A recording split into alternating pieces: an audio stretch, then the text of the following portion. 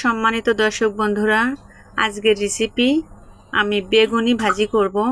বেগুনি ভাজি এবং মুড়ি দিয়ে অনেকটা মজা লাগে খেতে।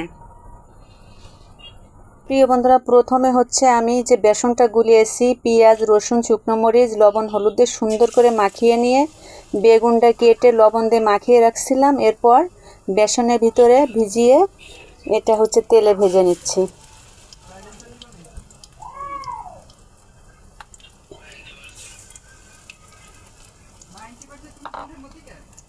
বন্ধুরা দেখতে পাচ্ছেন না, ঝাল পেঁয়াজ ভেজে আমি মুড়িটাও ভেজে নিচ্ছি সুন্দর করে।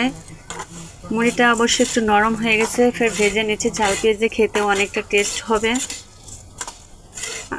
বন্ধুরা, আমার ভিডিও যদি ভালো লেগে থাকে লাইক কমেন্ট করে পাশে থাকবেন। আর দেখা হবে নতুন কোনো ভিডিওতে। সে পর্যন্ত ভালো থাকেন, সুস্থ থাকেন। আল্লাহ হাফেজ।